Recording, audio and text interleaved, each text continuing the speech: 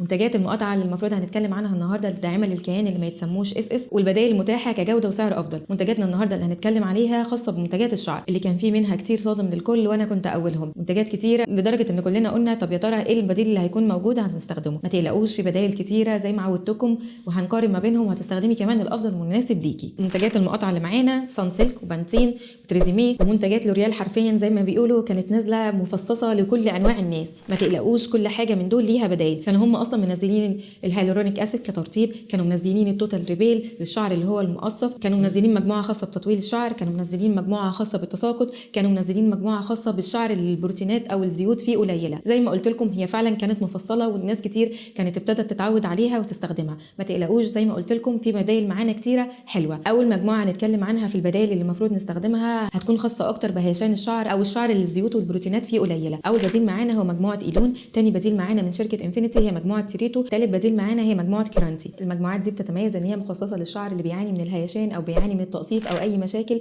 كانت جامده جدا على الشعر، سواء استشوار او سواء بيبيليس او سواء لو انت حتى كمان شعرك مع الجاب البروتين والكيراتين تقدري تستخدمي المجموعات دي. زي ما قلت لكم هي كلها هدفها ان هي تدي ترطيب وحنينه على الشعرايه، فيها مجموعه بروتينات هتغذي الشعرايه وكمان زيوت هترطب اكتر واكتر. تاني مجموعه هنتكلم عليها كبدائل لمنتجات المقاطعه منتجات الشعر هي منتجات خاصه بالشعر اللي بيعاني من التساقط، خصوصا ان التساقط دي حاجه بتضايق اغلبنا كبنات، فمتوفر معانا اكتر من بديل. اول بديل هي مجموعه تريكس من شركه حياه، تاني بديل معانا هي مجموعه سيروبايب، تالت بديل معانا من شركه انفينيتي هو توب هير، رابع بديل معانا من شركه بلوبيل وهي مجموعه روزاليا. اغلب المجموعات دي هتتميز ان هي هتعالج التساقط، مش بس كده هتساعد على انبات شعر جديد من خلال المواد الفعاله اللي موجوده فيها. اخر حاجه هنتكلم فيها في منتجات البدائل هي منتجات بنستخدمها بشكل يومي خصوصا في تسريح الشعر سواء كسيرم او كريمات. سيرم لوريال كان واخد ضجه كبيره، وبما انه خلاص بقى مقاطعه فاحنا هنستخدم البدائل اللي معانا النهارده سيرم تريتو، سيرم سيروبايب، وسيرم ريلات، وسيرم كلاري. اما الناس اللي بتحب تستخدم الكريمات بشكل يومي في التسريح معانا برده النهارده اكتر من بديل. معانا كريم ايلون ومعانا كريم سترونج فيل ومعانا كريم كوفا ومعانا كريم داندل. كل الكريمات دي بتشترك مع بعض ان هي فيها زبده شيا وفيها منتجات ترطيب عاليه، وهتشوفي الفرق فعلا من اول استخدام. وبكده يكون كلامنا خلص في فيديو النهارده، وانتظرونا ان شاء الله في فيديوهات تانية كتير.